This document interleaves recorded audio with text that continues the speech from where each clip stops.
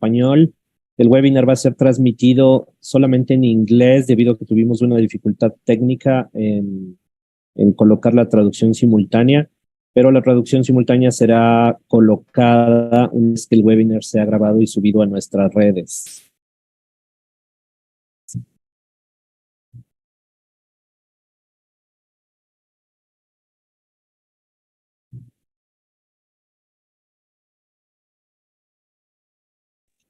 علاء انت معانا يا علاء؟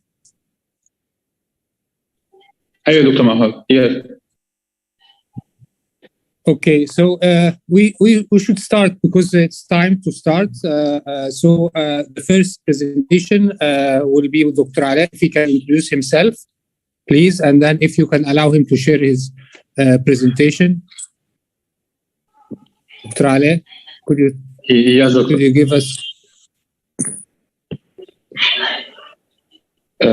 Are you ready with your presentation? The presentation, I will try to share it. Yes, please. Okay. Eu tenho uma live agora sobre ombro, cirurgia de ombro. Aí era 3 horas, já entrei aqui na sala.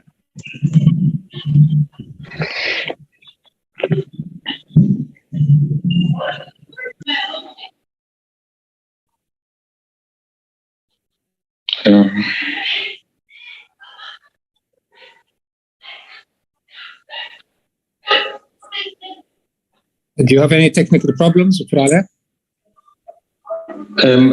I try to share it from my mobile phone.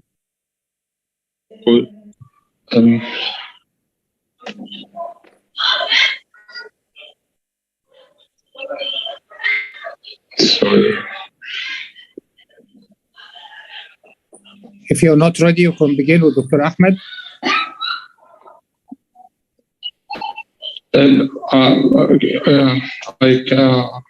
I tried to share it, but you can't?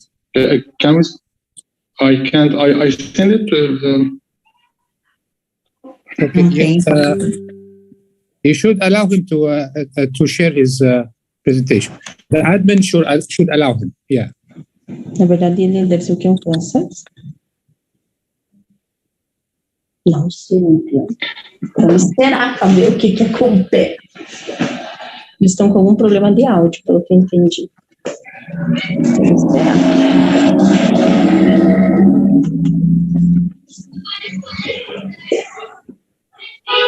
Pode ficar à vontade, tá, dona Odete?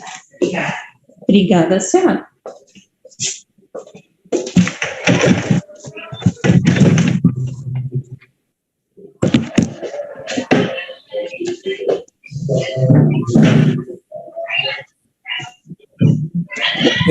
Still have a problem, Dr. Alaa?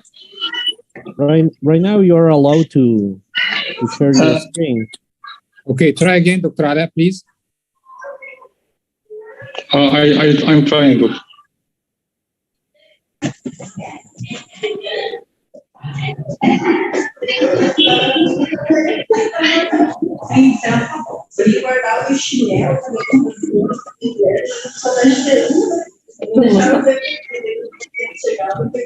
Má?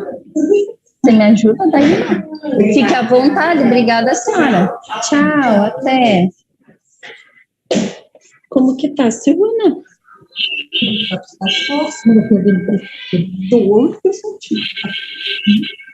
Alaa? Então, vamos lá. Pensa no corpo. Yes, doctor, I'm trying. Só que assim, não é aquela dor que eu tinha antes. Tá? Eu acho que a dor dele fica mesmo, sabe? Sim, menos mal, né? Uhum. Aí, aqui já me bastante, mas a ombro, não sei o que tem.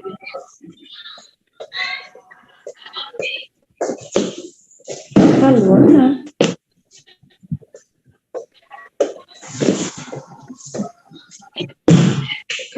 Tá, desliguei o rádio porque senão, né? We just want to know, Alaa, the problem is from the admiral or from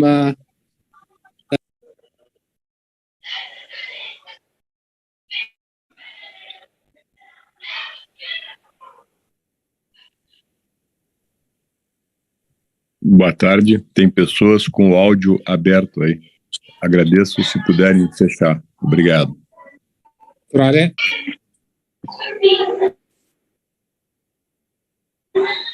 It's possible to share the screen. I don't know why. Yes, doctor. Okay, maybe we begin with Dr. Ahmed Abdelmenem, if he tries also. Dr. Ahmed Abdelmenem. Okay, doctor. I will try to. Dr. Ali, Dr. Ali, try again, but after Dr. Ahmed. Could you begin, Dr. Ahmed, to just test the system? Okay, doctor. I'm trying again. Right now, we are seeing your screen. Yeah. Yes, exactly. Now you are seeing my screen? Yes, we can see your screen. Okay. When you're ready, doctor, we can start now. Okay, we're going to start. As we said, it's an early active rehabilitation protocol for a certain type of surgery in the shoulder, which is the reverse shoulder arthroplasty. This work is done in Cairo University Hospital. As I said, we have a team of physiotherapy who attend the surgery with the surgeon. So they now have a very good experience. I will be presenting the first few slides to demonstrate what is reverse shoulder, and then Dr. Ahmed will give us his elegant presentation on the rehabilitation program. Next, please. Next. So, the arthroplasty of the shoulder has a long history. Its history begins from 1800, and then it's developed by a German surgeon, and later on it was more popular by the French surgeons, and we had different types of arthroplasty beginning from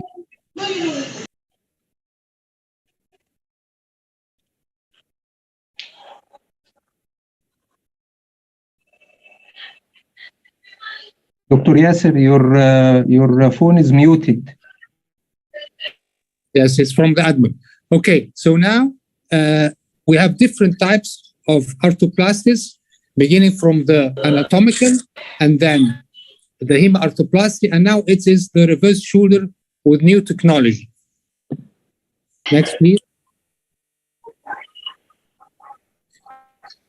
So the reverse shoulder arthroplasty also evolved, and it now become a very popular surgery and has a lot of advantages in different types of indications.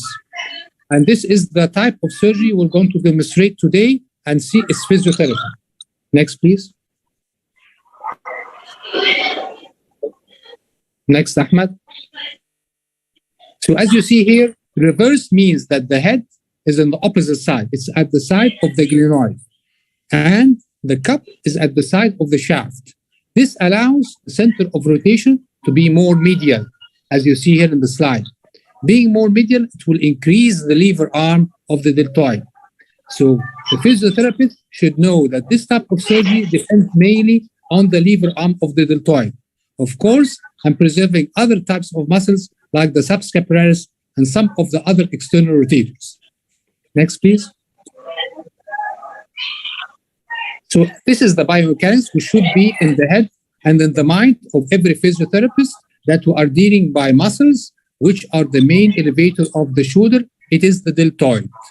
This is the biomechanics and the principle of our movements in the physiotherapy program.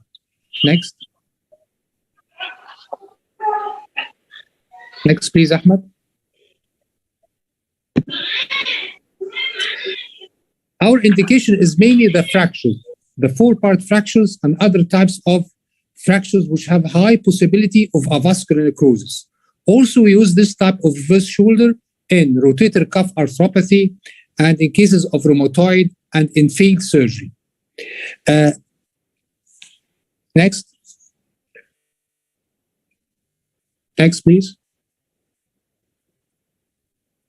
So, this type of surgery is very expensive. The reverse shoulder arthroplasty is a very high cost surgery. And as I said, we are a referral hospital. Patients come to us to Cairo from different areas. So we have developed a certain type of rehabilitation which is suitable for these patients. This part of presentation will be presented by Dr. Ahmed to show us his protocol of rehabilitation.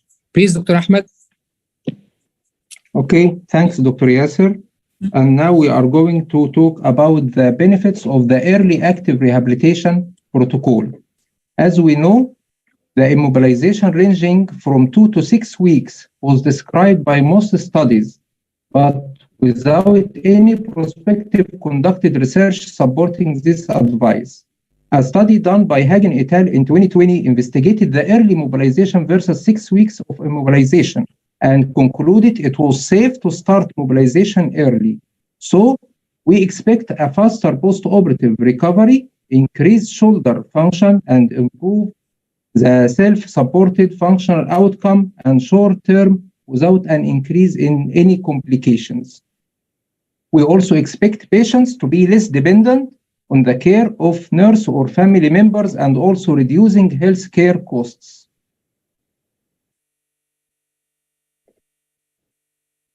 The early active rehabilitation protocol concerning for 2 important factors. First, early mobilization, and second, the remaining external rotator. Patients are embarked on home-based rehabilitation program incorporating passive range of motion, selected active assisted range of motion exercises, submaximal isometric deltoid strengthening exercises from 2 weeks post-surgery. Patients are trained first under our supervision, then gradually start to do their home program with follow-ups by phone contact, exercise log, which are checked up by 1 visit per week. As we know, the rehabilitation protocol consists of 4 stages. The first 2 stages are under our supervision, and the last 2 phases are supervised home program with follow-up. As we see, the first phase, starting from 0 to 2 weeks post-operative, the patient is immobilized by abduction arm splint, and we can do in this phase elbow exercises, wrist and hand active range of motion by 2 to 3 times, 10 to 15 repetitions twice daily. The second phase, which extends from 2 to 6 weeks, are concerned for passive range of motion and active assisted range of motion. In this phase, patients do their exercises under our supervision twice daily for 2 to 3 sets and 10 to 15 repetitions for 2-3 visits per week. It concerned for the deltoid, as Dr. Yasser said before, especially anterior, middle, posterior fibers, and we started with pendulum exercises which stimulate all muscles in all directions and another kind of exercises. As we see, we can start with self-assisted external rotation, supine and seated self-assisted elevation by using sound limb or cane. Also, we can use the edge of wall for using external rotation and forward deflection on table. The third phase, which extending from 6 to 12 weeks, this patient progressed from active assisted range of motion to active range of motion. In this phase, we concentrate on deltoid, internal rotators, especially subscapularis, and the remaining external rotators by using different types of exercises. In this phase, patient advised to do their exercises 2 to 3 sets, 10 to 15 repetitions twice daily. As we see from the figures, patient can do from different positions shoulder elevation, from supine, incline, and sitting. Also, they can do active range of motion for external rotators from different angles of shoulder abduction.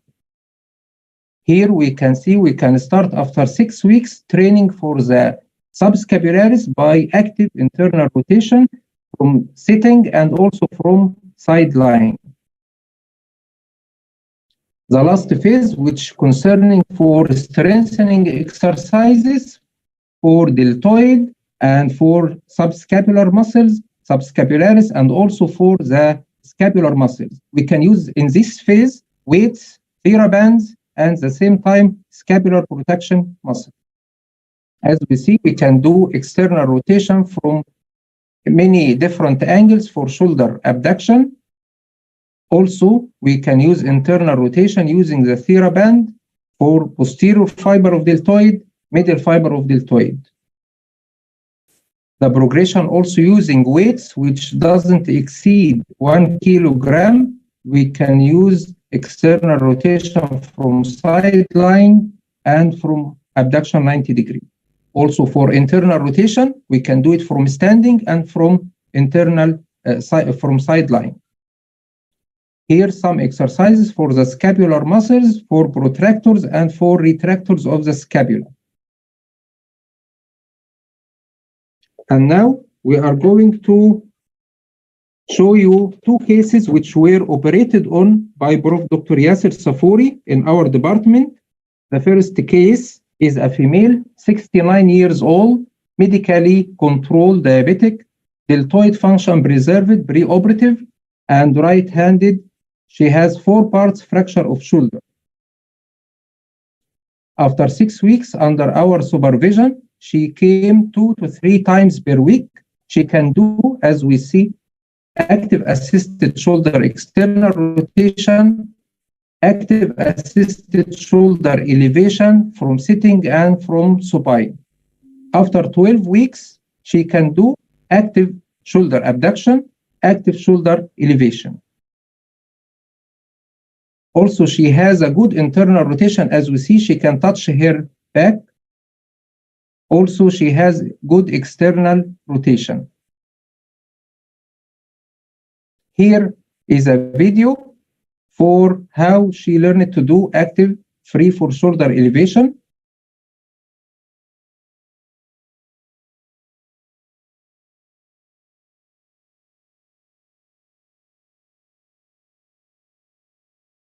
And this is for shoulder abduction.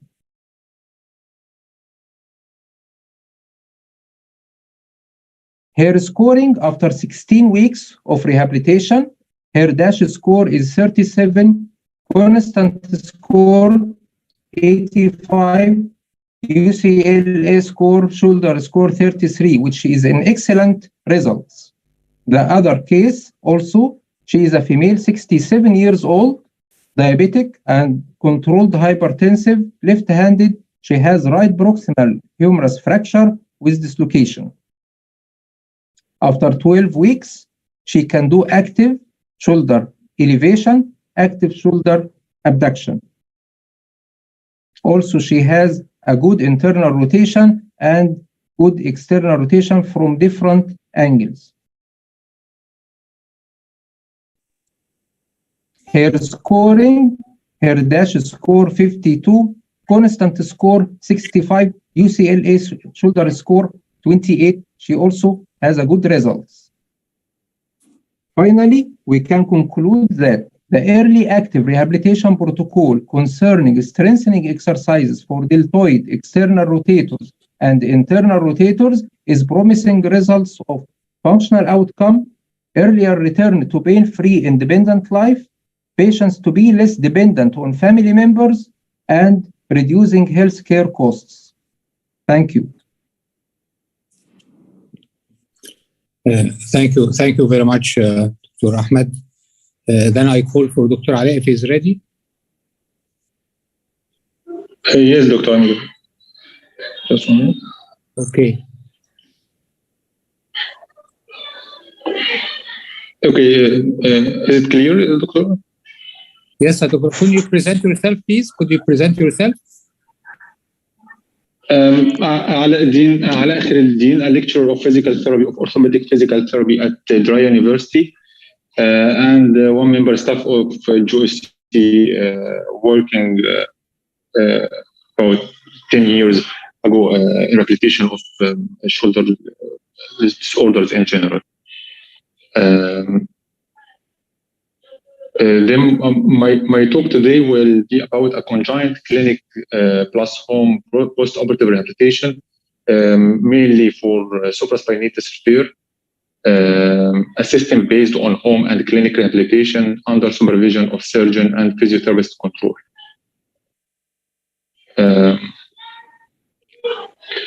The objects that I will talk about, what we usually do is during the first meeting, pre-operative with the patient in our assessment. Then I will talk about the day when post-operative, which is of great importance for the patient.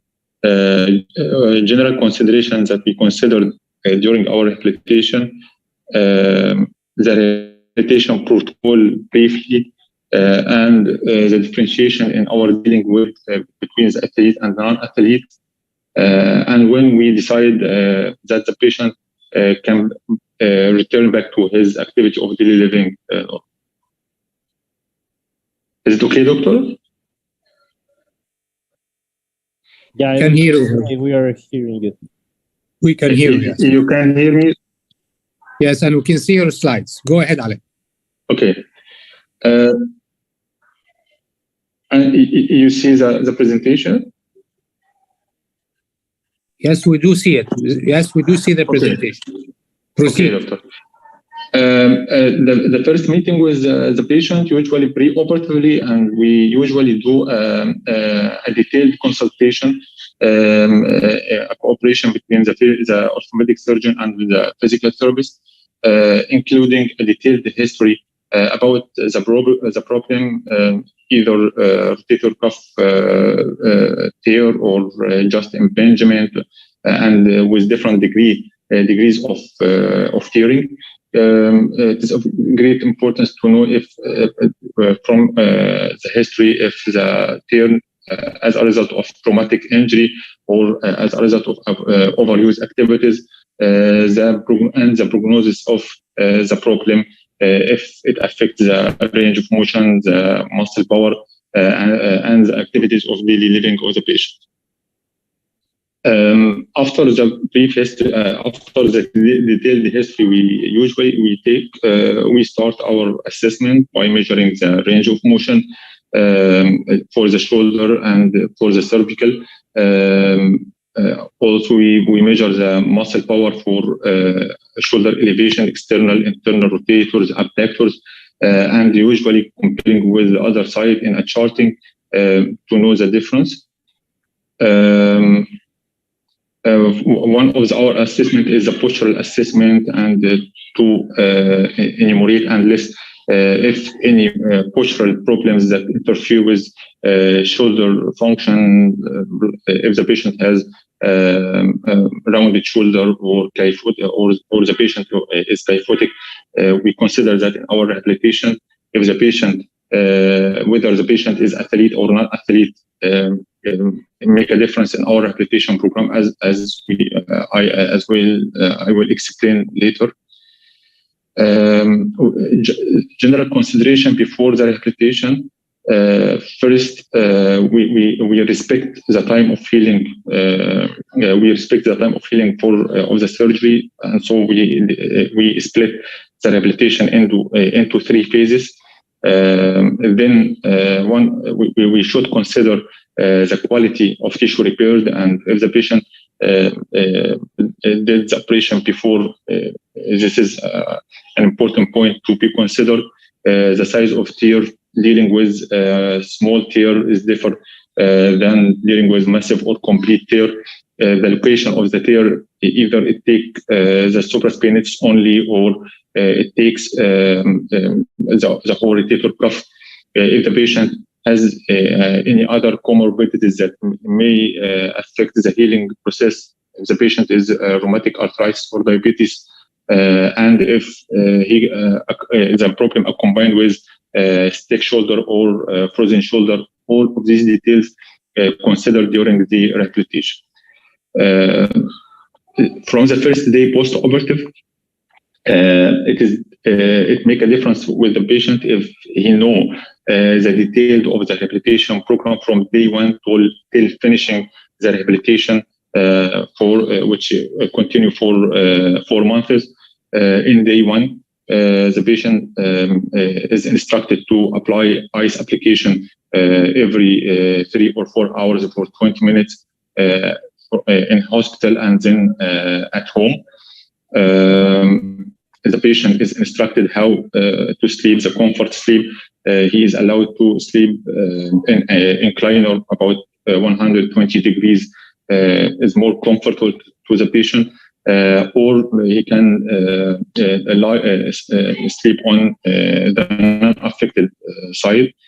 With massive and full tear, the patient support is applied with abductor brace, not the ordinary shoulder sling, for 4 weeks. Then after 4 weeks, he can remove the abduction brace and use the ordinary shoulder support. The patient is instructed how to deal with all of his daily activity living, how to eat, how the dressing, transferring, personal hygiene. All of these are sent to the patient in videos, or the patient is learning how to do these activities face to face with the physiotherapist. Phase 1 starts from the first day post-operative, started by first we use modalities that control pain, like pens, ice application, and other modalities that control pain. Then we start passive elevation for the patient in scupption plane, aiming to reach 140 degrees flexion and 45 degrees for shoulder external rotation with the shoulder is slight abduction. This is done manually by the physiotherapist. And then the patient is taught how to do pendulum exercise, overhead pulley, external rotation from spine with a stick. And these 3 exercises is the main exercise that the patient is instructed to do at home.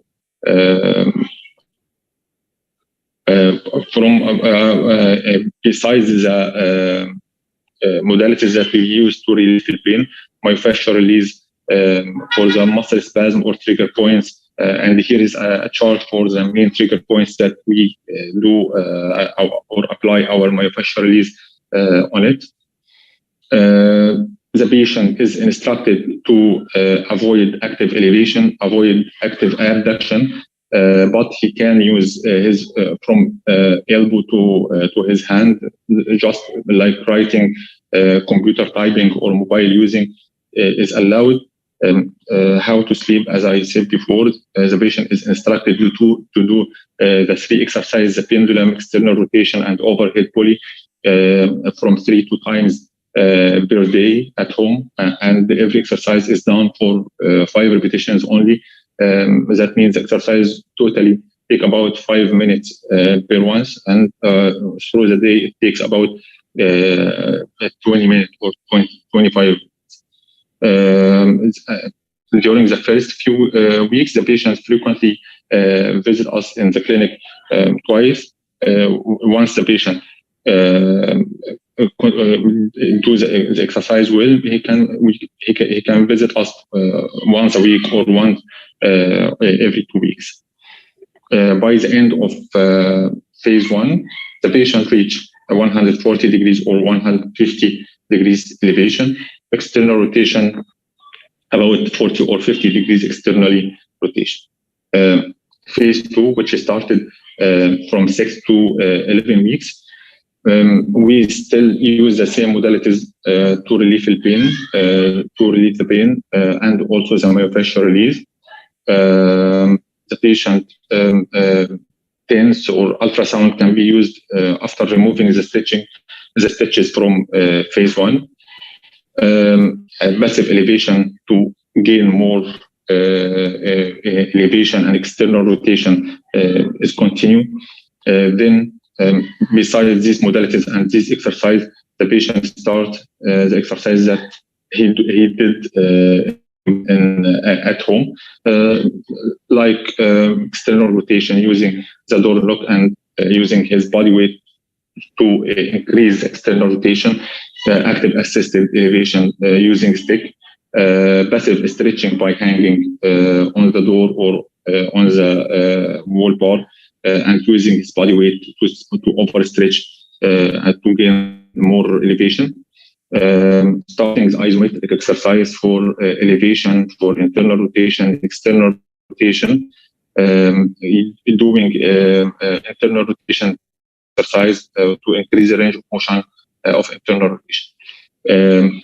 Also, the patient do this exercise from 3 times to 5 times per day. The patient is banned or forbidden from carrying heavy weight or sleeping on the operated side. Otherwise, he can use his hand in the activity of daily living as much as he can. Then the last phase, which continue for just 4 weeks, the aim of this phase is to return to the pre-injury level. We continue in our electrotherapy and myofascial release protocol. But what it changes is the stretching and strengthening. For stretching, the patient starts to hang using one hand to reach full elevation, 180 elevation, and to start to do external rotation stretching on the door, like as in the diagram. Internal rotation to reach the full internal rotation, okay, also is done.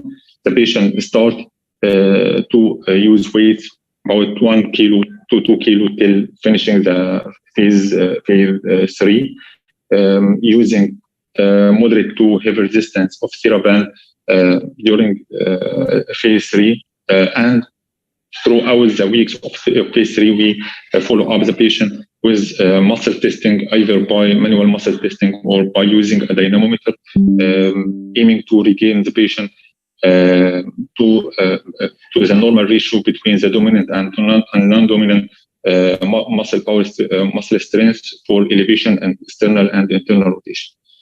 The only difference between the athlete and non-athlete in our protocol is that with the athlete, we do this measurement of muscle power in different angle.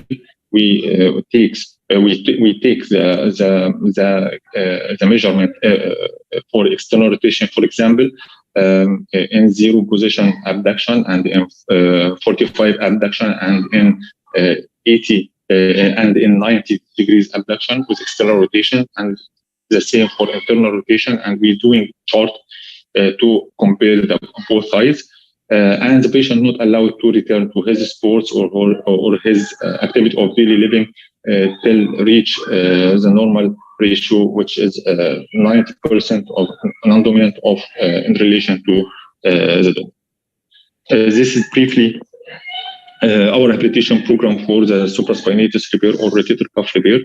And thank you for giving me the chance, and sorry for the inconvenience in the first. Thank you.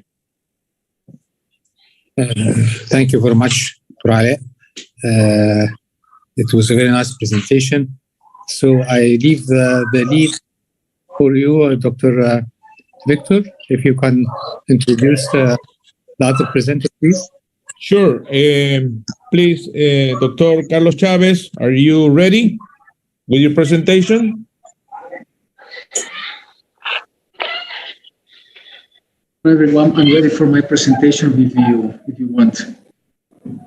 Okay. I'm going to introduce Carlos Chavez. He's an Ecuadorian orthopedic surgeon. He gets his degree from Hospital Metropolitano in Quito, Ecuador. He has done his fellowship on shoulder and elbow surgery in ION Institute in Sao Paulo, Brazil. And right now he's doing his second fellowship with Dr. Rodrigo Vargas in Bogota, Colombia. Thank you for being here, Carlos, and going with your presentation, please. Thank you so much. Hello, everyone. Are you listening to me okay? Yes. Okay, so for me, it's a pleasure and an honor to be here in these conversations with my teachers and my friends. And the topic that we're about to treat is sports prescription after rotator cuff surgery, when and how to do it.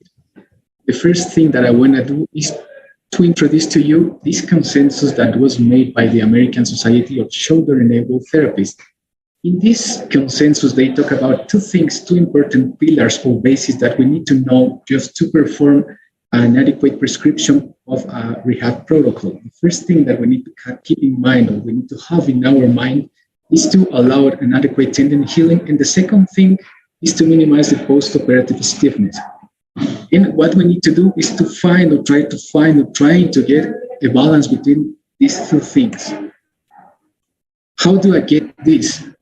In this consensus, they give us a guide in the line time. This line time has periods of weeks, which start from 0 to 2 weeks, where they talk about that we need to put the patient on a strict immobilization with a sling. After 2 weeks until 6 weeks, the patient is allowed to perform basic range of motion or basic assisted range of motion with the physical therapist besides him. At 6 weeks, when we know that the tendon, bone-tendon interface has a good process of healing, the patient is able to return to active range of motion in the progressive way. At the week number 12, the patient starts to work with the strength, and then until 3 to 6 months, he will be able to recover his full range of motion. But this is only a guide, and we know that a rehab protocol, it's not a cake recipe. What am I trying to do with this? That we need to have in mind a lot of things, or a lot of characteristics that we need to think about our patients. I have put some examples here. For example, the first thing, it's not the same thing if we have a patient like this, a younger patient, an athlete patient, maybe with good quality tissues, against this one, which one's a patient of maybe in his 60s. He's active, as we can see it, but we know that this patient has 60 years and his tendons will have 60 years. So that's an important thing, because age is one of the factors that we need to keep in mind when we are doing a rotator cuff repair and then a rehab protocol. Other things that we need to know about this is the habits of our patients. For example, I put here one of the most important things that go against our recovery rate, which is smoking. We know that smoking acts against a good tendon healing, and it's something good to know all the habits that our patient has. The other thing, or the other example that I have here, is an obese patient.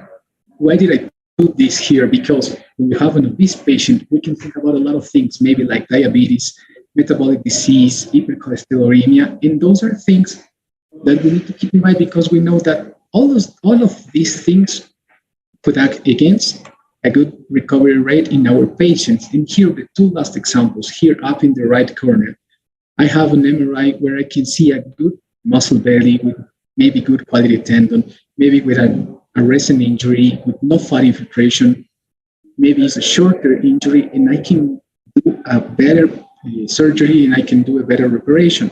Against this one, down in the right corner, where I can see a bad quality tissue with fat infiltration, maybe talks me about a longer in the line time, is an injury with probably retraction, and it will give us a repair with tension. So when I see this, I will have to think about what am I going to do with the rehab protocol that I'm about to do. In this systematic review that was published in 2016, they included 25 studies with 859 patients. Of these ones, 683 were athletes, and all of them were submitted to surgical treatment. They had a follow-up to 3.4 years in a range from 0.3 to 13 years in the line time. What did they get in this systematic review? They found that an 84.7% of the patients were able to return to sport, but only the 65.9% of patients were able to return to the same level. In this group, the 81.4% of patients were recreational players, and 49.9% were professional or competitive players. So what we need to know, what we need to do when we have an injury in a professional player, the rate of recovery of a pre-injury level, it's hard to get or it's hard to accomplish. And we need to have in mind a lot of things or a lot of criteria to know or to think about when we perform a rotator cuff surgery and we do the prescription of a rehab protocol. In this systematic review, it was published in 2022. It includes 24 studies with the patients in a mean age of 42.8 years. All the studies included in this systematic review were non-comparative, and 9 criteria were identified to return to play after another recovery period.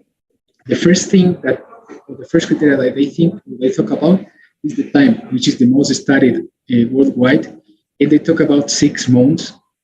Why do they talk about 6 months to return to play? Because what we try to do is to preserve the integrity of our repair. The second thing that they think about is the strength, which is less studied. And we could be able to do an evaluation of the strength of our patients starting at the 4th month. We can do an evaluation of isokinetic strength even with a dynamometer. Those are things, or those are tools that we already have in our hands, but we usually not use. The other things that we need to think about when we do the prescription of a rehab protocol, it's the patient-reported outcome measures. There are not studies about it, and that's something that we should think about, because this should be an essential part of our evaluation, because we need to know what the patient thinks or what the patient are expecting. So that's something that we need to put in our minds to include into our rehab protocol. The next thing that I want to talk is the range of motion. We know that for a patient to be able to return to play, he needs a full range of motion. But in these cases, we need to individualize the cases, because it's not the same another athlete or a collision athlete, those examples that I have put, because if we talk about an overhead athlete like a baseball player, we know that he will need a full range of motion. And there they will have to go on a specific program of training. But if we have a collision athlete, for example, he maybe will not need a full range of motion to start training to return to his sport. So we need to individualize the case, as I said. And that's another thing that we need to think about.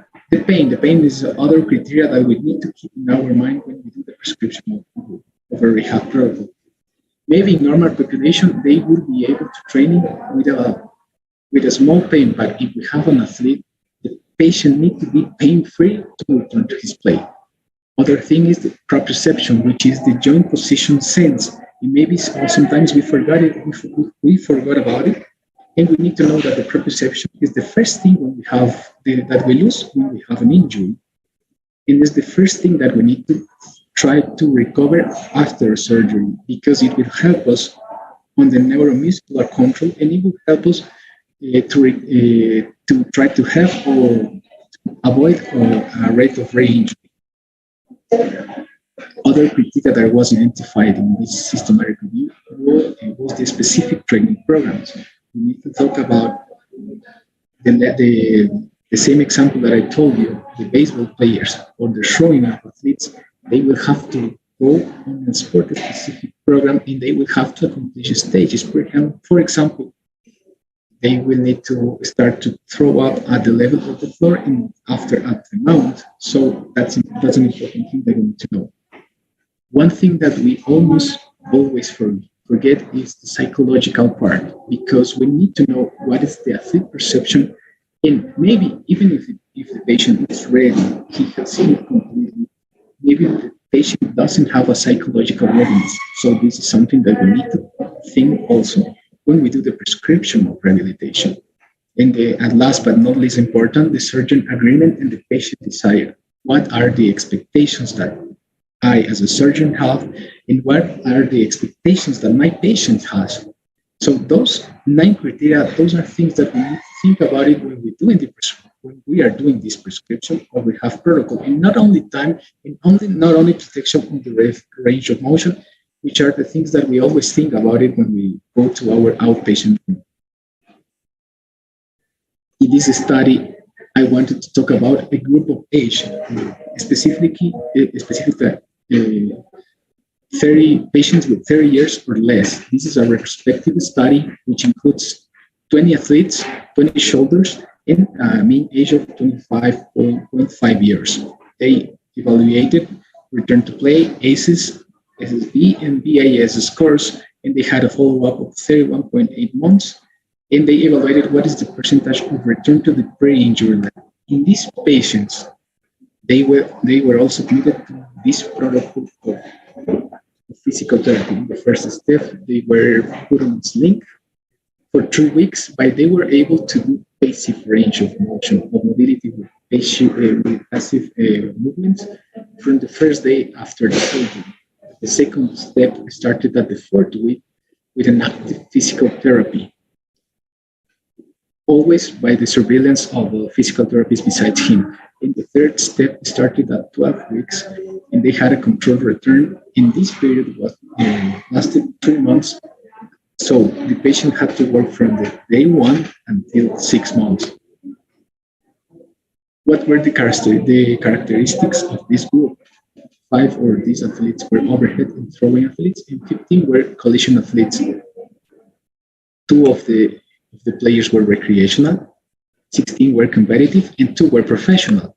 And in the mean rate of the scales that were measured, the ACEs has a mean value of 92.4%. The SSB had a mean rate of 88%, and the VAS, or the measure of pain, was 0.7 after this period. So what did we see here? When we have a young patient, maybe 30 years or younger, we have a good rate of recovery with good functional outcomes, and all of them returning to in this case, all of them returned to play. They lasted a mean of 5.8 months.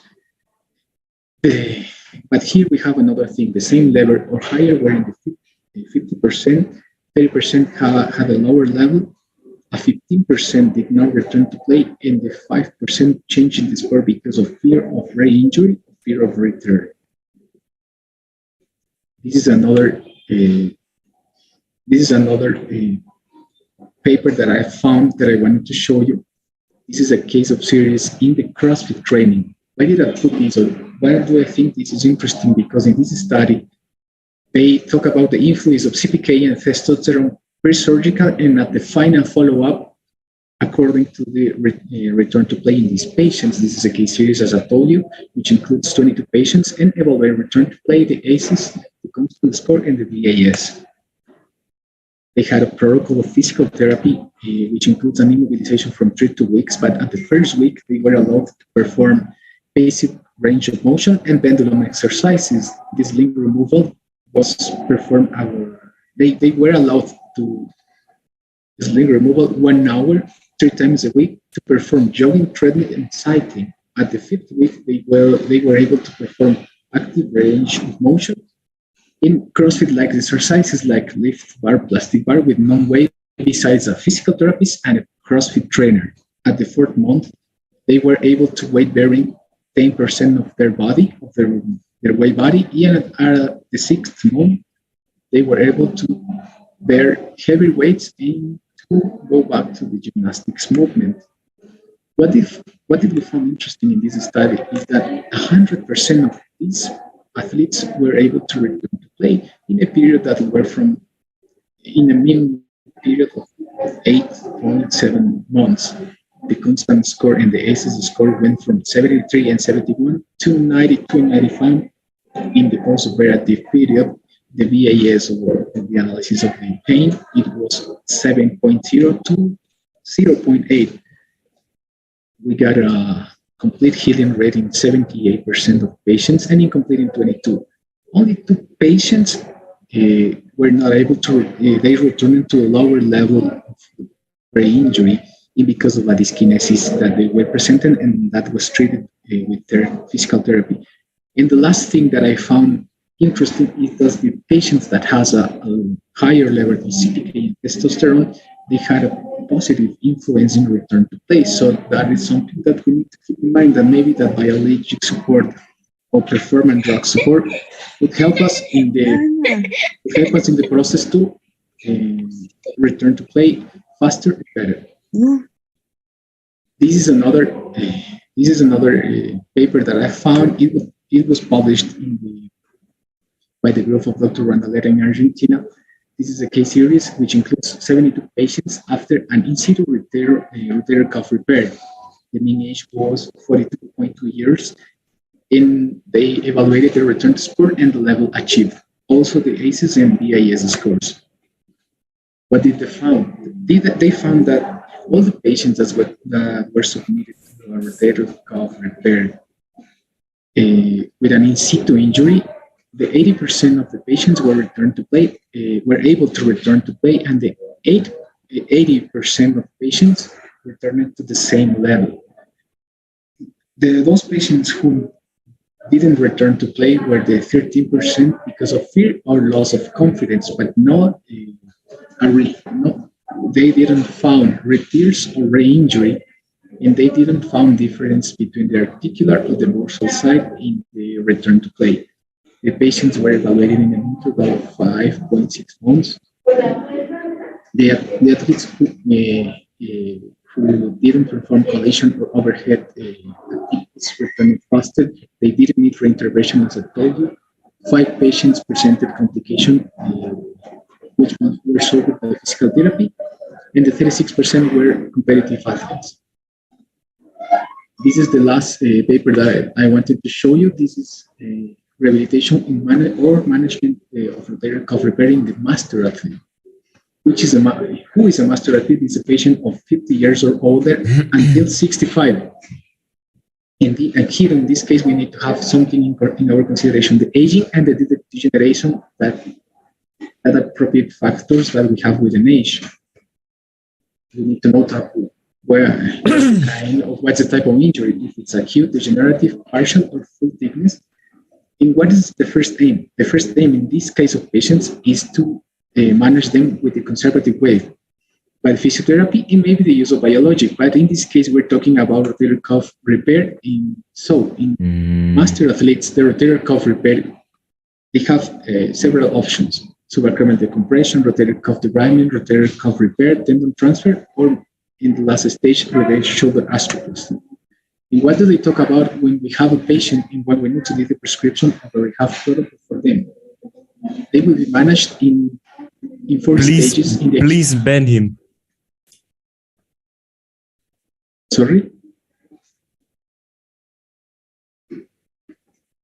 They will be managed in the acute way from 0 to 6 weeks, where they will manage pain. They will have to protect the repair. They will have to prevent the stiffness, and they will have to work in the stabilization muscles. They have the second period, which is recovery, where the patient will be able to return to a normal range of motion, a normal scapular strength, and working on rotator cuff activation. At the week number 12, they will go to a functional program with normal rotator cuff strength and working on the scapula to correct kinetic change and return to specific activities. And at the month number 60, he will be able to return to previous activity. What do we have to keep in mind when we have a master athlete?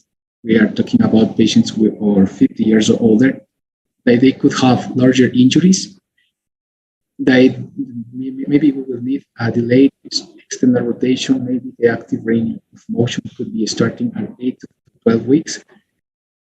In the active range of motion in multiple angles, we'll be able to perform only at 12 weeks. And the last thing that I wanted to share with you is the cross-education. This is a concept that I had the chance to know when I was in Sao Paulo. This is talk about us. The cross-education is the strength gain or skill improvement transferred to the contralateral limb following a unilateral training or practice. In this study, 40 participants were included.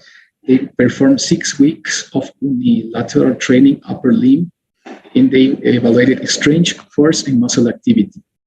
It was assessed pre-training, post-training, and at the following 6 weeks of the training. How does it works? How does it works? It works through a cortical and spinal adaptation. This is alters a neural drive with the contralateral side. This is a cultivation through a neural adaptation. And one example of this is the mirror exercise when we have an amputation. When I have an amputation, I do the mirror exercise just to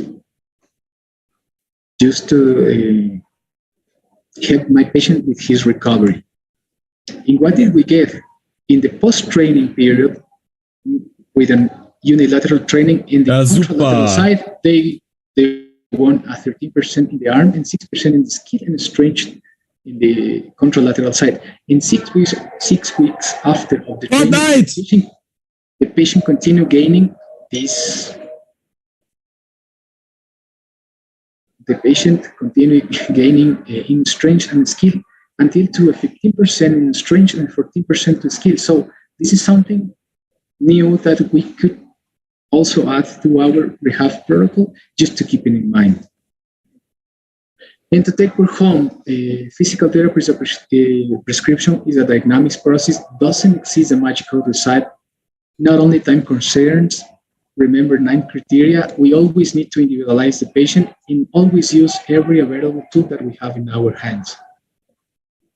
To finish, I want to show this picture. When I had the chance to first meet the rock stars of shoulder surgery and people important from Latin America and the world, and this is a show that we are in the correct way. Thank you so much to everyone.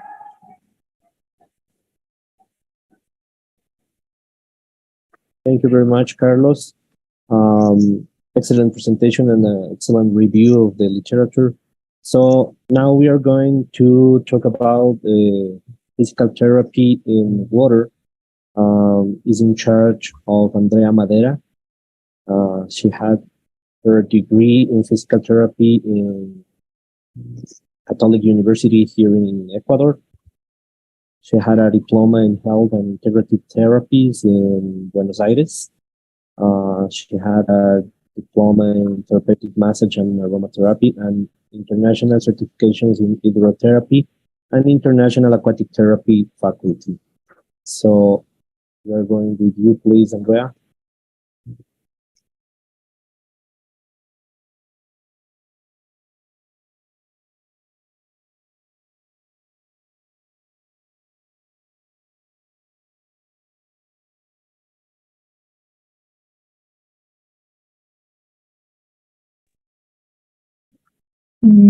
Hello. Hi, Dr. Torres. Thank you for the introduction. Yes, I am a physical therapist and I now work in aquatic therapy. Please let me know if I am sharing the screen. Yes, we are seeing the screen. Okay. So I just want to talk about generalities about aquatic physical therapy. In a presentation mode because it's not in the presentation mode. Let me know. Let me see. Sure.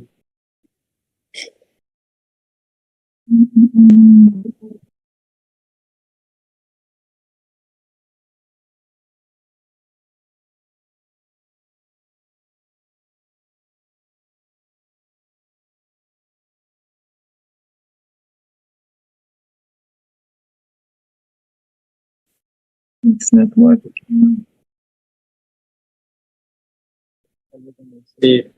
Presentación con diapositivas. Sí, eso. A ver.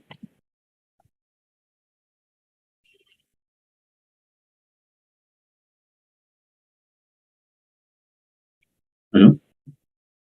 ¿Ahí?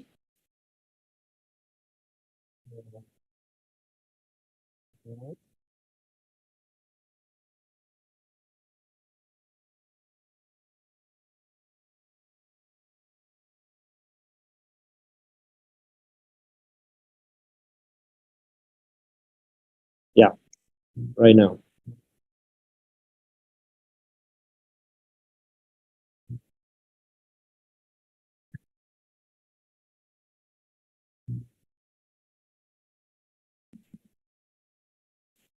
You're mute. You mute Okay. your microphone. Mm-hmm.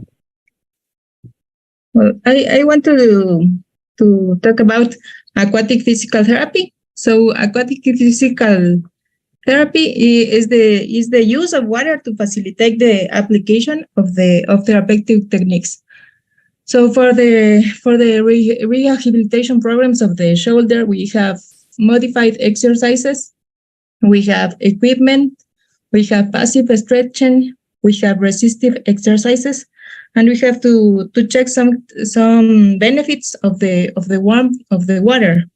So we have to know that the water increase the range of motion and decrease the pain. So it's really important to think in the water of an important part of the protocols of a rehabilitation program for the shoulder. It doesn't matter if it's a surgery or if it's a tendonitis or if it's a frozen shoulder. It's always it's important to use the water to planify these exercises, because also we have some characteristics like the prevention of fascial adhesion, and also we have some characteristics and benefits like the decrease of idiopathic pain, and also we have some studies that demonstrates that the water therapy eliminate fascial restrictions, and it's really important because it helps with the movement, and also it helps with the soreness. We have less muscular soreness, and we have the flexibility. It restores the flexibility. Also, you have to understand that the body is an entire body, so we need also gait training, and it also gives motivation for the people.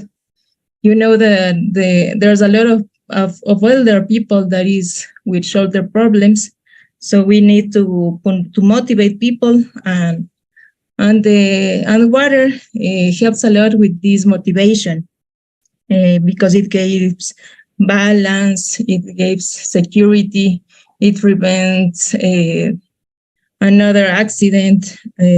For example, there is a lot of people that falls down, and the water gives security to prevent and to give also the strength for the muscles, and it's also important for the bone quality.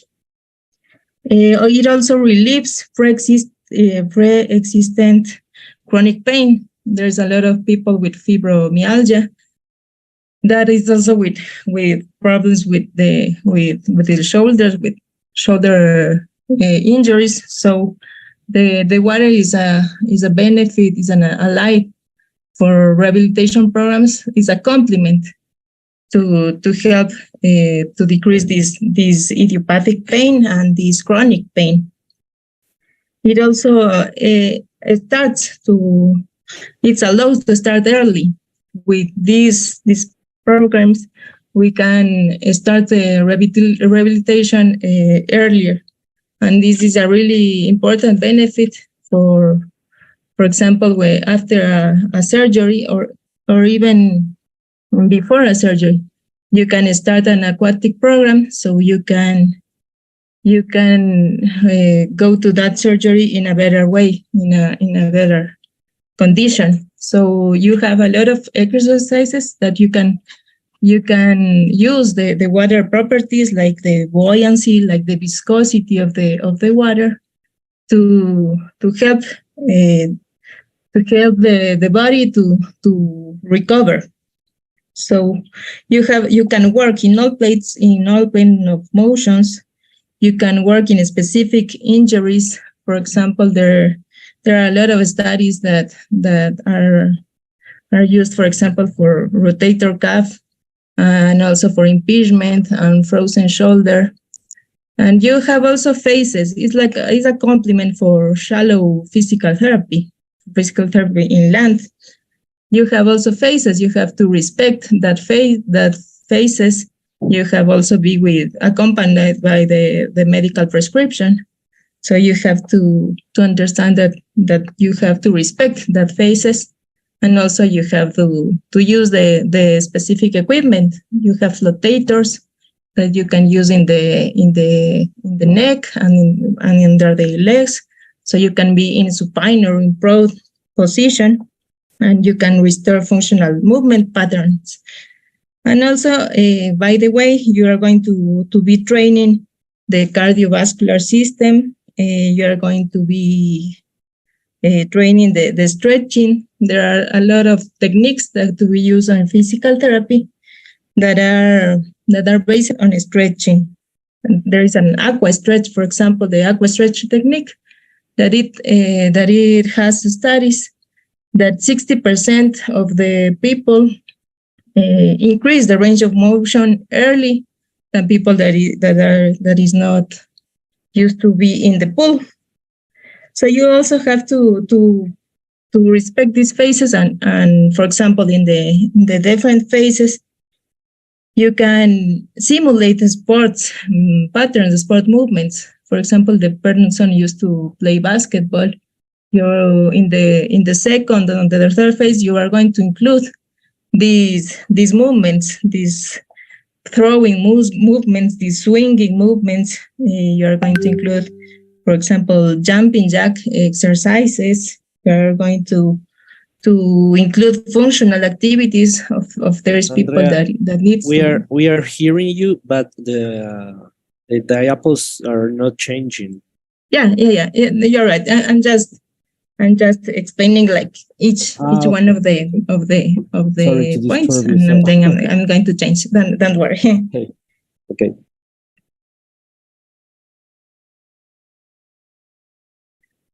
So that is important to see that you're going to have these phases, and you're going to use the functional training of every phase. You also are going to use contracting types. You are going to put resistive exercises, or first you're going to just focus in the increased range of motion. And in the second phase, as I was talking about, you are going to begin with those exercises that are going to improve strength, and also you are going to develop, and you are going to improve these sport activities in case of a person that is going to recover an sport injury. So it's important to recognize that the water has a lot of properties that we are going to use. For example, buoyancy, for example, floating, for example, viscosity, the depth, the density of the water, that is going to promote the facility to do some exercises that are going to help the rehabilitation programs. For example, the stabilization of the scapula, that you are going to use flotators, you're going to use elastic bands, you're going to use your own body to make these exercises of stabilization of the scapula, and also you're going to have less pain, and also you're going to go early to the sports that you're going to practice. So you have to be careful about all the mobility that is going to be impaired. You have to check also the other joints that are close to the injury. You have to be careful about the elbow, the glenohumeral joint. If you have any dislocation, if you have surgery, like I said before, if you have any impingement injury, or if you have your overuse injuries, there are the characteristics that you are going to check to proceed to make this aquatic therapy program. So there are a lot of techniques. There are really a lot of techniques that you can use for aquatic therapy. So I just want to show you some pictures of different techniques. There is the Batragas rig method. The name of Batragas is because a European city. So this method, you use a flotator in the neck, and also in the spinal area and below the knees. So you can use resistive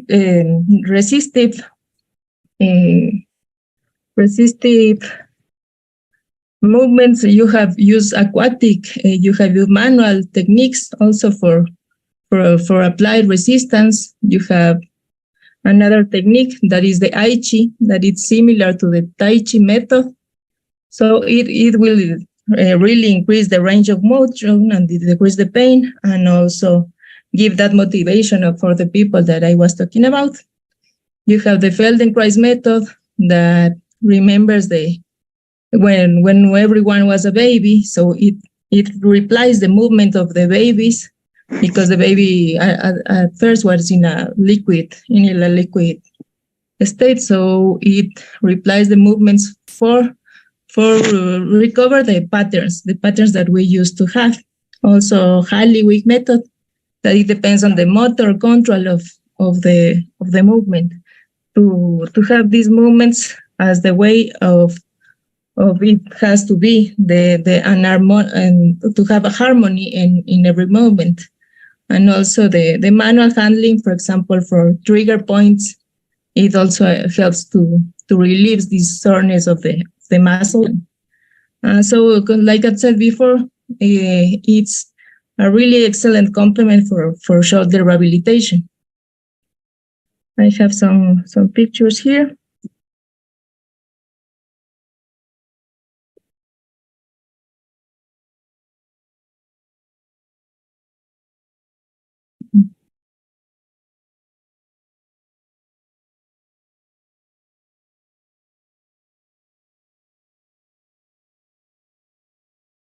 So, like I said, Halliwick method is a method that it depends on motor control of the movement.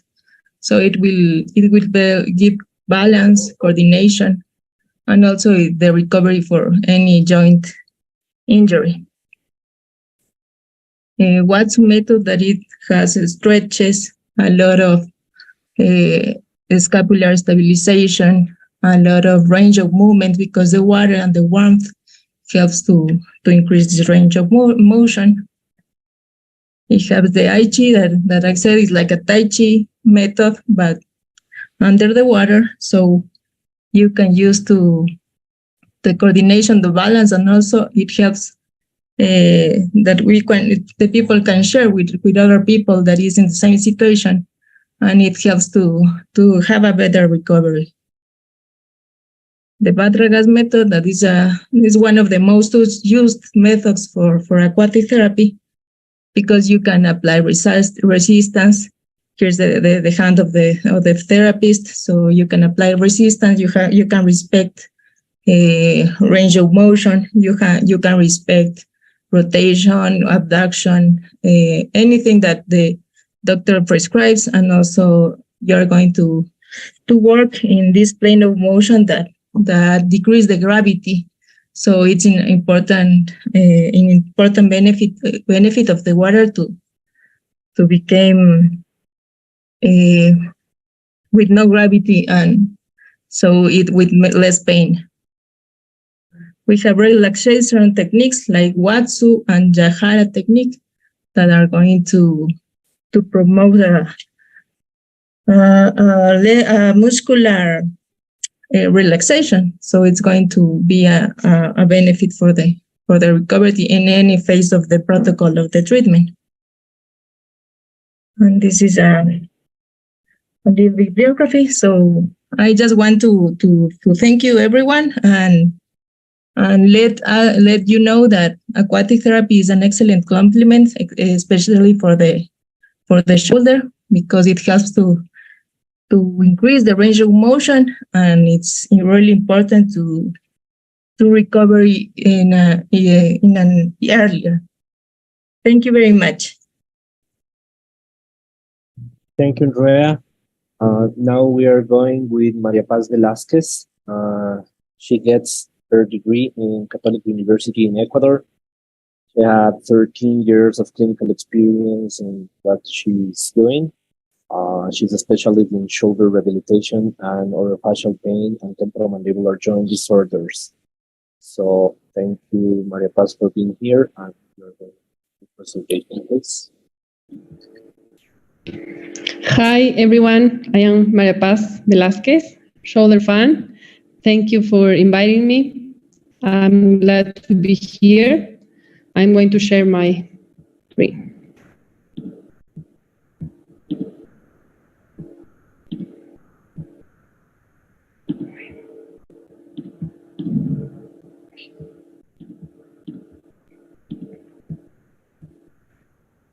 Did you see?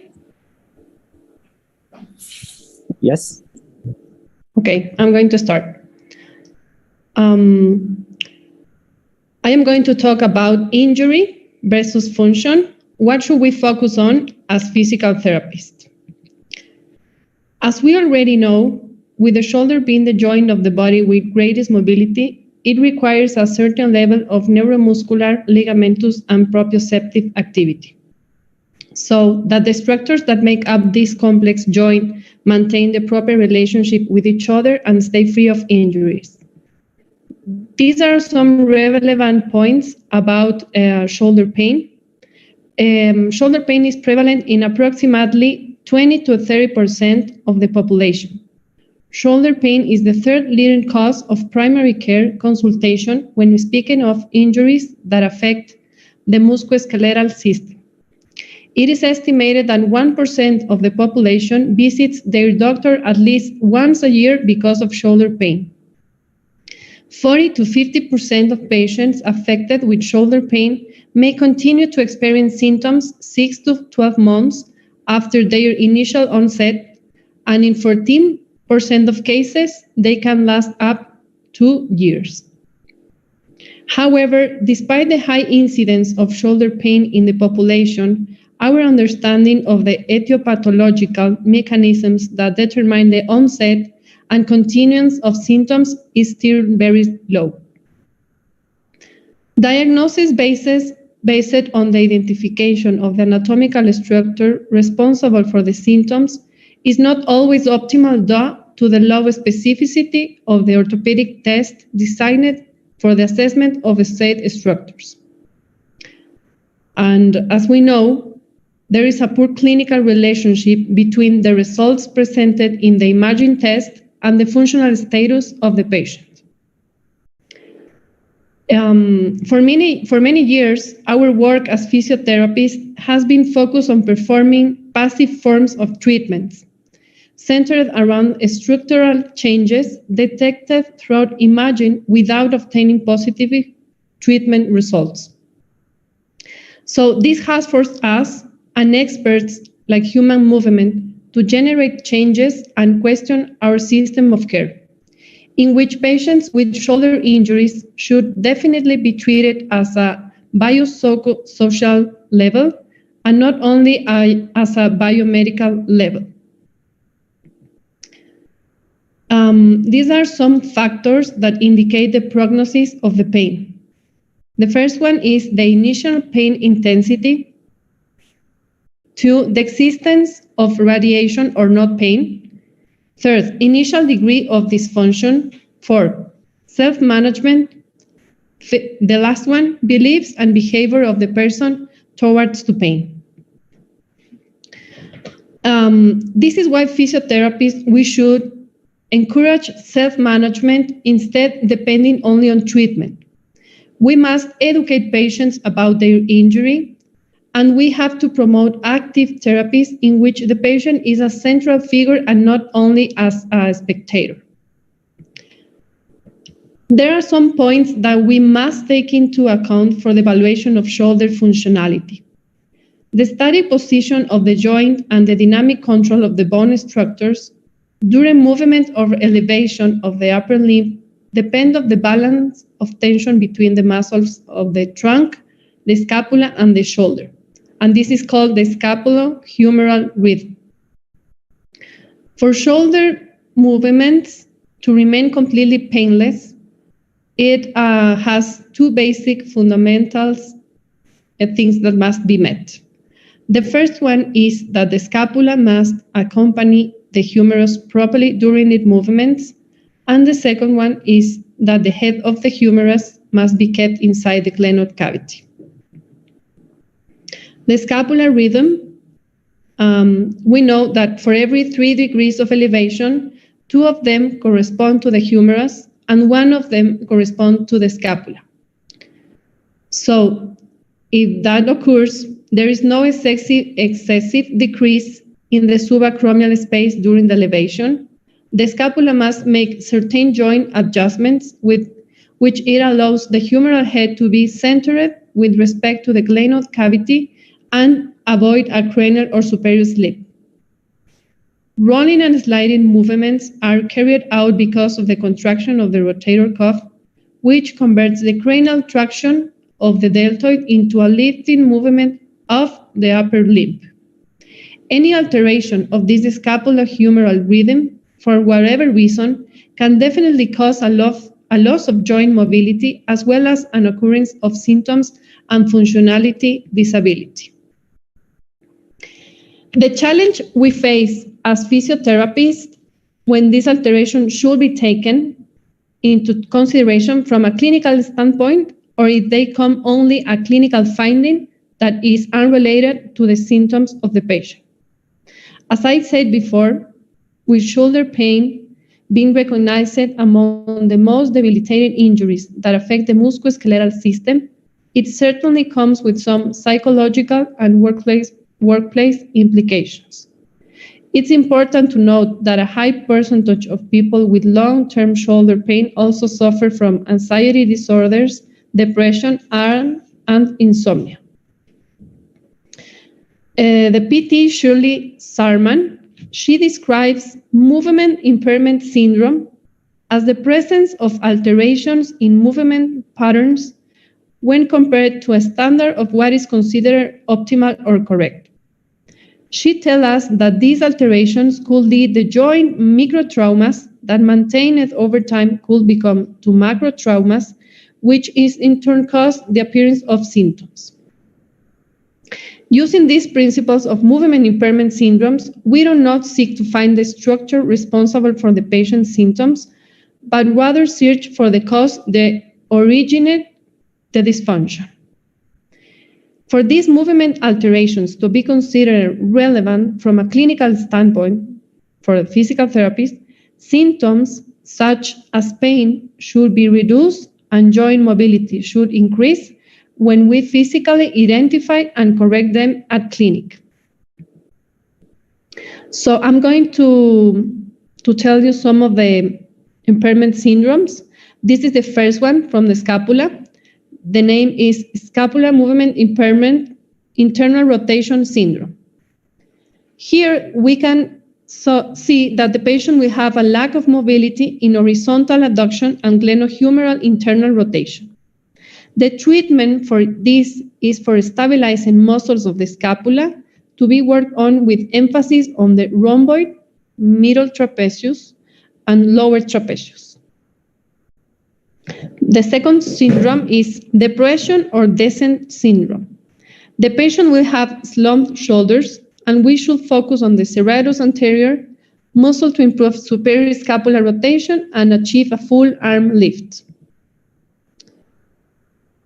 The third one is external rotation syndrome. The patient will have limitation in completing an arm lift.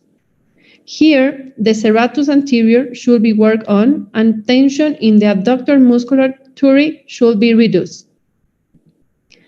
This is the winging syndrome. It is related to a deficit in the serratus anterior muscle. There is an alteration in the motor control of scapular stabilizers, so we must focus on strengthening the serratus anterior and improving motor control. Sjögren syndrome or elevation syndrome. The patient will usually present cervical symptoms and cervical stiffness. Treatment should be focused on the glenohumeral dysfunction and not on the symptoms presented in the upper trapezius. This syndrome is related to a rotator cuff dysfunction. Here are some humeral movements impairment syndromes. The first one is anterior glide. It is observed as an anterior glide of the humeral head, as we see in the picture. It is often accompanied by an internal rotation syndrome of the scapula, like I said before. It is a typical in a pictured shoulder, the treatment plan will focus on looking for decreased tension in the posterior deltoid, infraspinatus, posterior capsula, and strengthening the subscapular muscle. Also, it's important the strengthening of the rotator cuff and motor control during the abduction movements and external rotation. The second one is superior glide, as we see in the left shoulder. The humeral head loses its ability to stay centered in the glenoid cavity, sliding upwards, generating pain and joint limitation. It is usually associated with a scapular lift syndrome. The treatment plan will focus on strengthening the rotator cuff and motor control to prevent the rise of the humeral head. The third one is medial rotation. We can observe that the patient palms will be facing backwards. You can also observe limitation in the final degrees of elevation due to tension in pectoralis major and latissimus dorsi. Here it's important to see that it's usually that the patient have pain in the middle arc of motion, where the internal rotators are predominant compared to external ones and do not allow the necessary external rotation approximately at 60 degrees. Our treatment should focus on finding synergy between internal and external rotators, techniques to reduce the tension in the internal rotators, strengthening the external rotators, and motor control during lifting movements. The syndrome of hypermobility refers to excessive mobility of the humeral head. It is related to injuries that affect connective tissue, as we know, like Ehlers-Danlos syndrome. These are some examples of hypermobility injuries, like Banker's injury, traumatic anterior instability, Hill-Sachs injury, slap injuries. The post-surgical physiotherapy for these injuries is based on recovering the range of motion without compromising joint stability and keeping in consideration the period of immobility. It also have to include rotator cuff reconditioning as a major shoulder stabilizer and emphasis on close chain work. And the last one, syndrome, is hypomobility. It is related to cause of mobility deficit of the head of the humerus and a decrease in intra-articular space. The most common are frozen shoulder, primary or secondary. Its diagnosis is main clinical and the patient experiences are pain in the sign of the arm, intolerance to lying at the shoulder, increasing limitation of active and passive mobility, loss of external rotation by more than 50%, and the treatment will be focused on considering and identifying in which of the three phases the patient is in. Conservative treatment will be the first option, and a combination of physiotherapy and infiltration methods has shown good results during the painful phase. In conclusion, the health professionals in charge of the approach for patients with shoulder pain must take into account that the factors that carry more weight in the recovery of shoulder pain and injuries are more important than the biological state of their tissues. It is a key to carry out an interdisciplinary treatment focused on not only a static but a dynamic and functional evaluation. Thanks.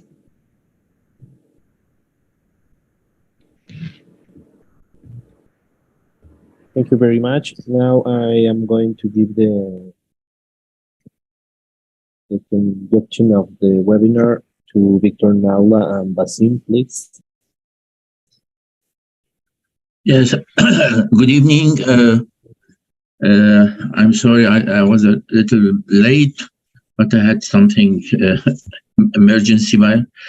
Anyway, I'm very happy. I'm very, very happy to have this webinar with your society, and I hope you have the same good weather as we have here in Egypt, but I think we have many things in combination.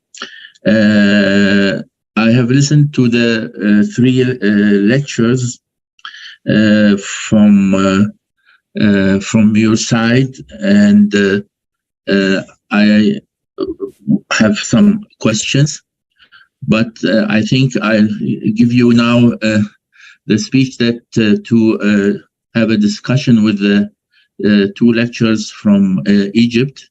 And I will take the discussion of the lectures from Ecuador, if you please. Thank you very much, Dr. FLEEGA. It's a really pleasure for us to be in this webinar with your association. Dr. Ala Eldin talked about the physiotherapy in prosthesis. When we use reverse prosthesis and we fix or making a transposition of the tendon because the patient has a subscapular lesion, do you think that's a good idea use a sling in external rotation or use a normal sling? This is a question. I just want to understand the question a little bit. You mean I'm Dr. Yasser Safouri, I'm the surgeon. So when we use the reverse shoulder, and what is the problem if we don't have a subscapularis muscle? You make a transposition of the tendon, and you make when you in the postoperative you use a sling in normal sling or external rotation sling to protect your repair.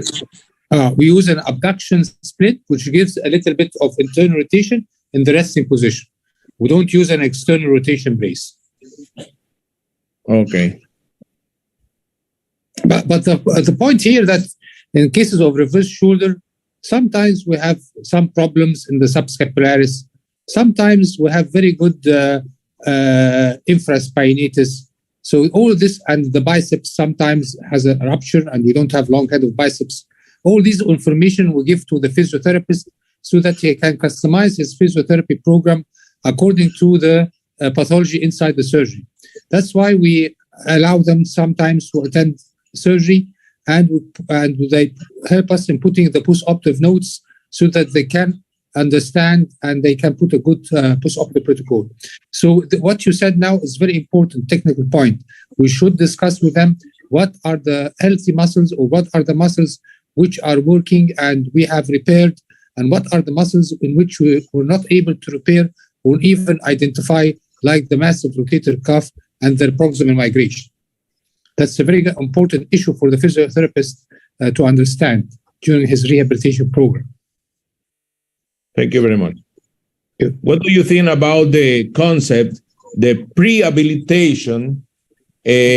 Because it's a word that now are using the physiotherapists, the make physiotherapy before of the surgery. Do you think it's a good idea? Or maybe it's a concept that we don't see before because the patient can has dyskinesis that we don't see when we have the problem. And the important is not reinforce the tendon that with lesion is better for the patient has made the rehabilitation for the muscles that move the scapular bone. What do you think about that idea? I think Ale, are you with us, Ale? Yes, doctor, I'm with you. So the question is, as you heard, and you said it in your discussion about the preoperative evaluation and the preoperative protocol, which you said. Could you answer this question, as Dr. Victor yes. said? The preoperative rehabilitation concerns mainly with muscle weakness and not related to if the tear in the supraspinatus, not for the supraspinatus, but for the other surrounding muscles. If there is a faulty posture, we concerned to correct the faulty posture. If there is a limitation in the range of motion, we can improve the range of motion a little bit, but it is not something that can delay the operation. It just help to improve outcomes post-operative. So if you have like a scapular disc kinesia pre-operative, and he's a sport guy, and he wants to do surgery, and you have this pre-operative movements, do you have any protocol before surgery, or you go ahead with the surgery?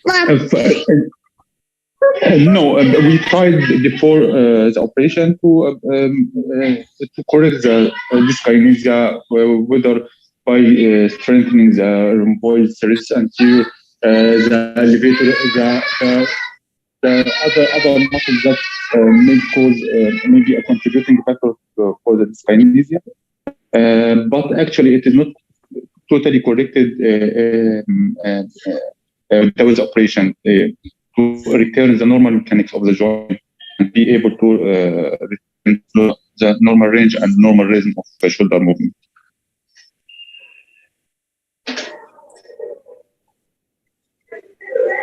Okay. Byron, do you have any question?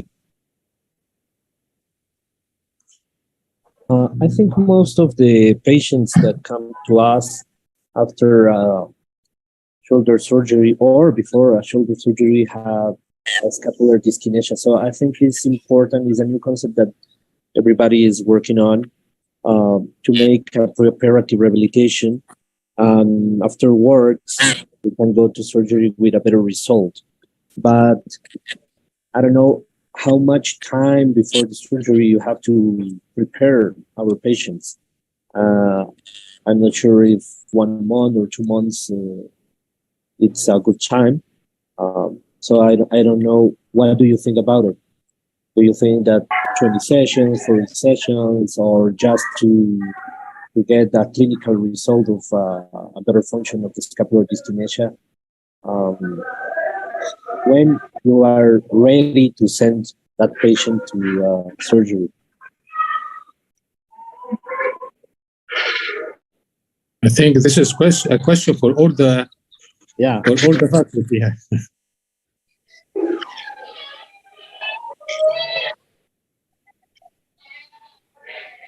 I think Dr. Basim is not mute.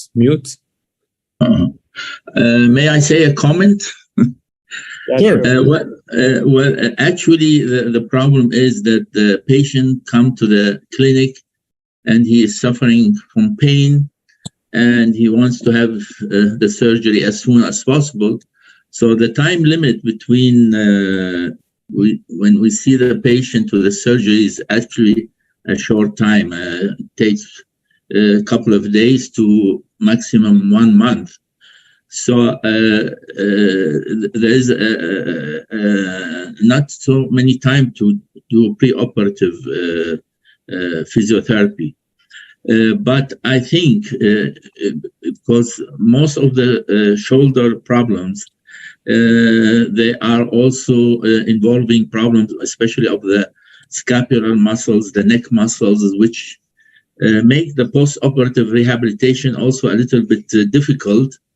So I think it would be very good if we can treat these problems affecting or the radiating pain causing muscle problems from the pathology which is going to be operated on.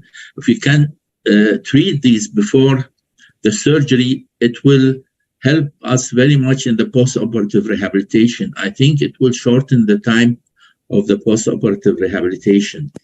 So I think whenever it is possible, when we have time, it would be a good idea to work on these problems, and especially the scapulothoracic and the scapulocervical problems, which usually accompanying pathologies like rotator cuff repair, like even instability. It's always there. I think it will help very much in the post-operative rehabilitation. I don't know what you think about that.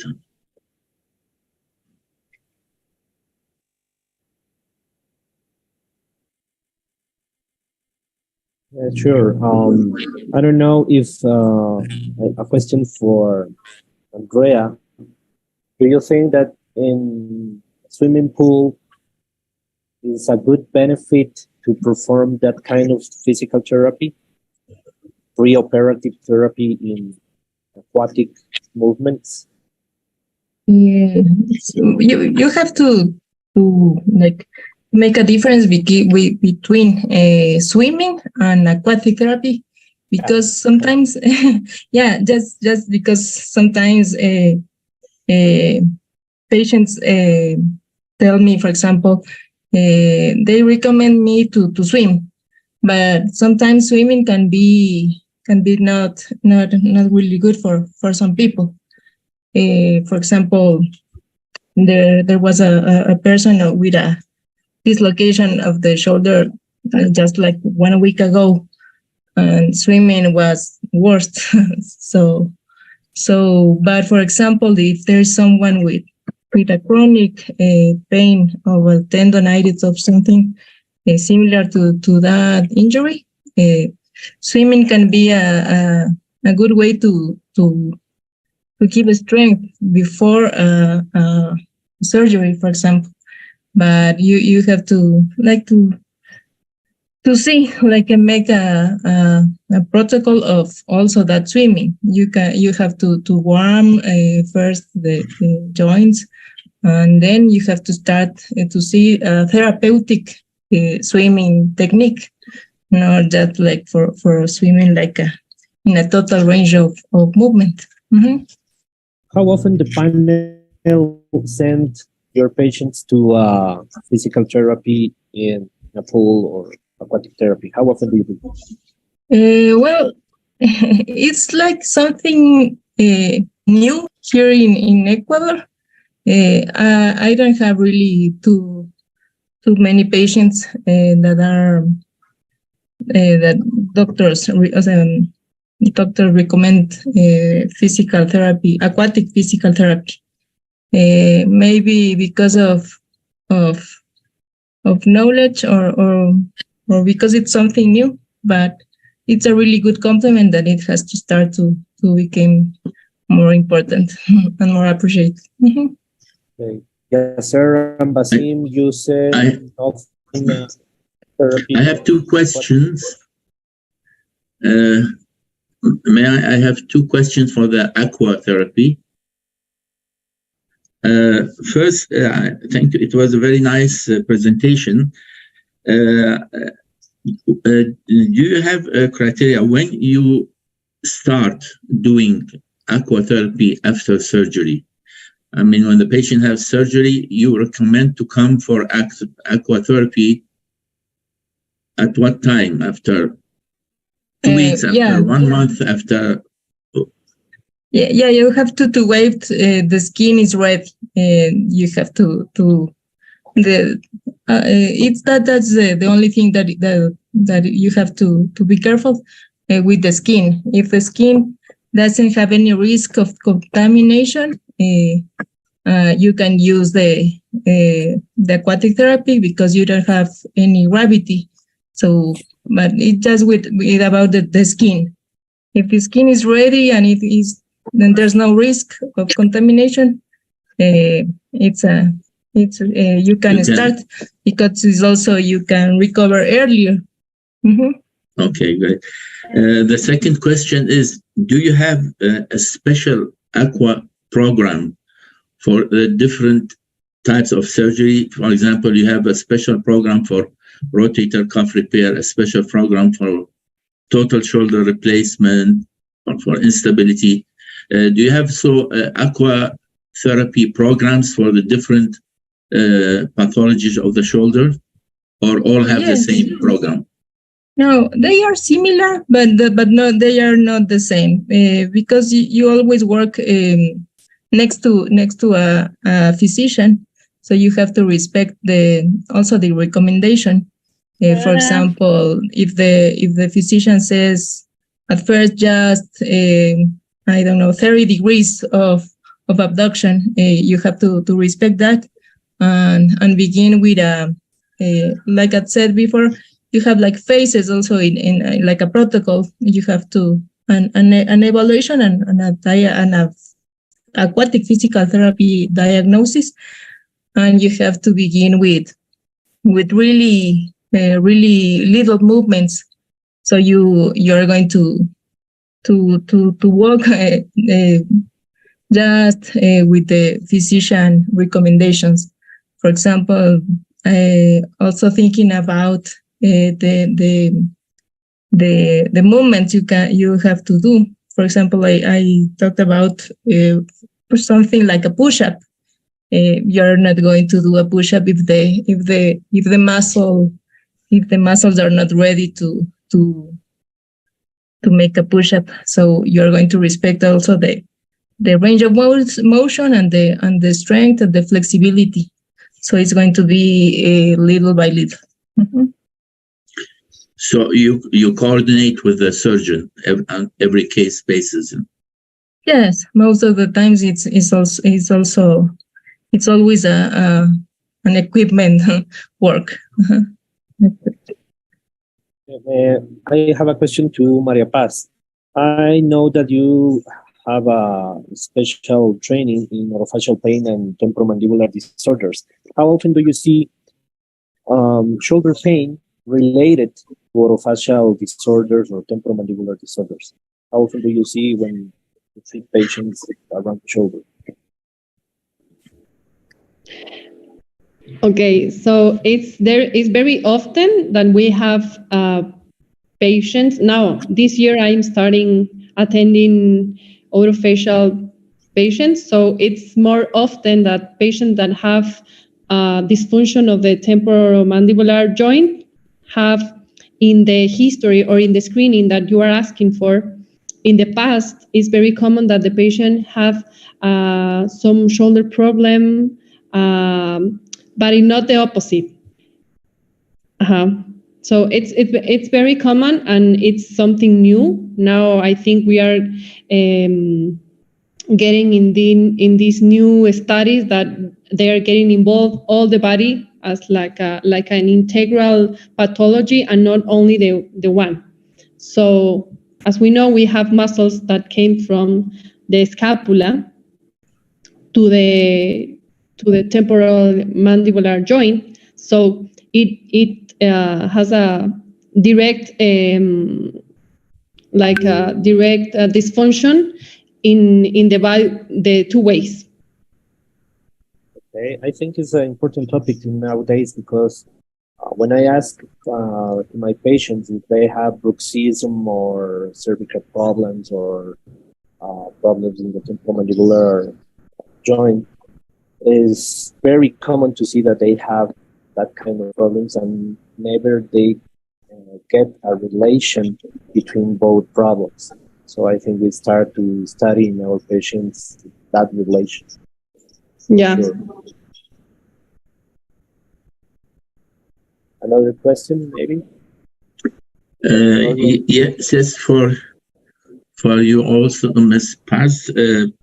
It's very nice, the classification of the scapulothoracic different syndromes and how to treat them. I think this is a very good way to deal with these problems, and it will ease the rehabilitation program.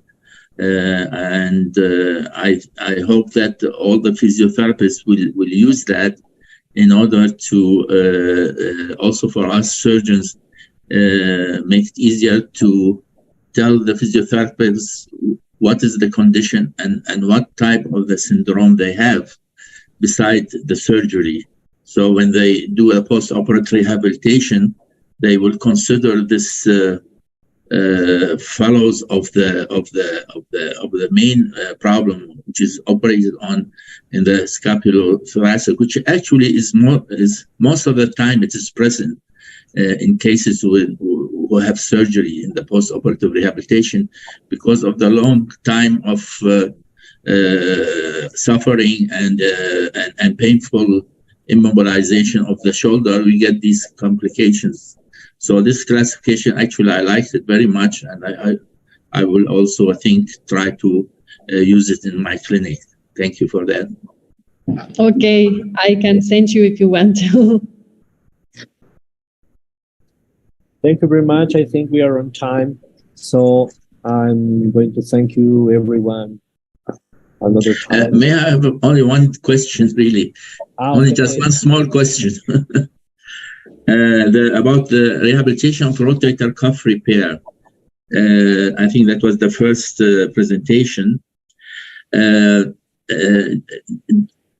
rotator cuff repair is not a one syndrome or one disease. It is a difference. You have a small repair, incomplete or small complete, then you have a large repair, then you have a massive repair, and then you have retracted tendon. So there are different categories of the repair. So my question is, when you do the post-operative rehabilitation in the rotator, cases of repaired rotator cuff tears, do you classify the repairs into different categories with different protocols, or you have one protocol for all rotator cuff repair? Is a question for Carlos. Well, good afternoon to everyone. We always need to individualize our cases because it's not the same thing as I told you before, that if we have a patient of 30 years with a small tear or maybe with a partial tear, against a patient of 60 years with a complete tear or maybe with a larger injury. So we always need to individualize. I just presented the consensus of the American shoulder and elbow therapist, but that's just a guide. What we need to do is individualize our patients and always think about everything that you said. The size of a tear, the time of the tear, the type of reparation, and all those things makes us think about a specific program for a specific patient.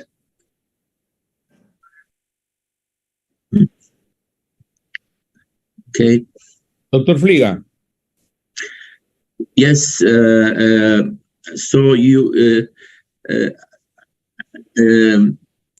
do that for a specific each patient specifically, I understand. But when you, as a surgeon, sometimes it is difficult to give the informations, especially if the patient is not living in your area and so on. So I think it would be helpful if you just make a classification for, say, rehabilitation of small tears, of medium-sized tears, large tears, rehabilitation in old patient with large tears, and so on. And there's a protocol for that, so that the patient take this protocol for the physiotherapist in his city or where he lives. Then he will use this in his post-operative rehabilitation. I think this will ease the post-operative therapy. But of course, it is individualizing is a very, very good, but you have a very good contact with the surgeon to get that done. So my recommendation is to have also, I just say, we make 5 categories for rotator cuff tear. And for each category, there is a general rehabilitation protocol. And then the physiotherapist will also then individualize his treatment accordingly. That's my comment on that. So, Dr. FLEEGA, thank you very much. Please, when you make a diagnostic of scapular dyskinesis, or now are calling STAM, scapulothoracic abnormal motion. This is a new concept from BASIM, LSM. You made the diagnostic just clinic, or you using any instrument or device to make the diagnostic? Well, actually, I am a surgeon. In the first line, I deal with surgery and then the post-operative rehabilitation. But I don't make the specific diagnosis. I do the surgery, and then I tell the physiotherapist that we did say repair this muscle, or this muscle is bad. Say one of the rotator cuff, you have to be cautious about the surgical intervention, what we do. And then the scapulothoracic, you have to, the physiotherapist will treat this simultaneously without affecting the surgery. So I prefer to start dealing with that after, aggressively after 1 month from the surgery, where I am sure that it will not affect the patient's rehabilitation of the surgery itself, which may cause more pain in rehabilitation or make the rehabilitation longer, and it will be for the patient. So my priority is to deal with the surgical intervention, say the rotator cuff, and try to, and simultaneously do the scapulothoracic pathology, but very easy in the beginning, and then getting aggressively after the healing, which is at least 1 month after surgery. But I don't tell the physiotherapist which type, which syndrome. So actually, I don't know it very well. I know that there is a spasm in this muscle. There is the scapula is not working well, and it has to be worked. And one important thing, actually, I want to say, which through my experience, I am now 40 years as shoulder surgeon, the psychological situation of the patient is also very important. You have to motivate the patient.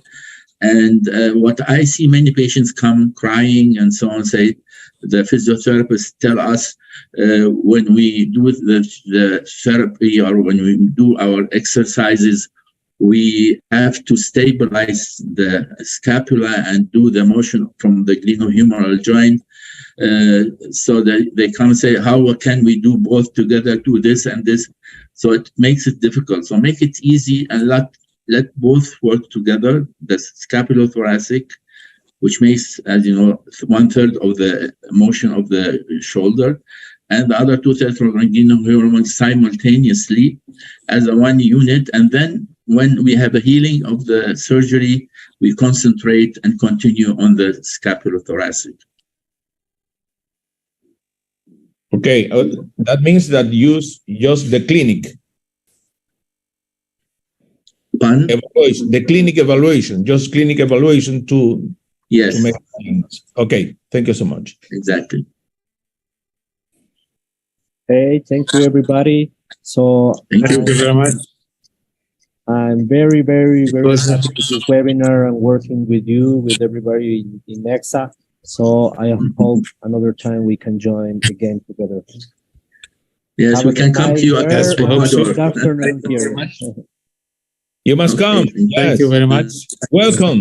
You're welcome. I'll be happy. Take care. Thank you. Thank you so much. Thank you very much. Bye. Thank you. Thank you. Bye. Thank you. Thank you for everyone. Thank you. Thank you. Recording stopped.